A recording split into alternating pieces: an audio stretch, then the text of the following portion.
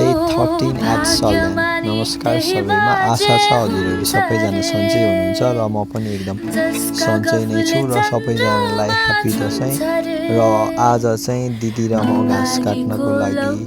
भनेर कागुने भन्ने ठाउँमा गयौँ र अस्मिता र म चाहिँ घाँस लिनको लागि भनेर मात्रै गएको थियौँ र एकछिन यो आवाज सुन्नु है त।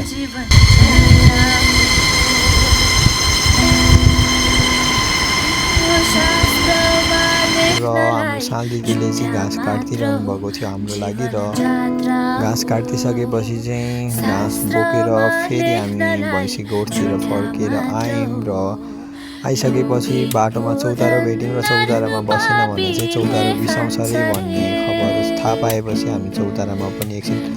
बस्यौँ र भैँसीहरू चाहिँ एकदम खानको लागि रेडी भएर उठेर बसिसकेका थिए र हामीले चाहिँ भैँसीलाई घाँस हालिदिएर फेरि पनि अर्को बारी घाँस दिन भएर गयौँ र जाने क्रममा चाहिँ बिचमै पानी पर्यो र पानी परे पनि हामी जसरी भयो भने घाँस ल्याउनु भनेर फेरि पनि अगाडि बढ्यौँ र हामीले अघि काँक्रो खाने भनेर लगेको थियौँ र त्यो काँक्रोलाई चाहिँ हामीले काटेर खायौँ र अर्को बारी घाँस चाहिँ मैले गोठतिर लगेँ र अस्मिताले भने भैँसी गोठतिरै लगी र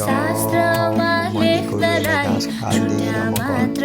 फर्किएर मेरो दिन यतिकैमा बित्यो। Thank you for watching.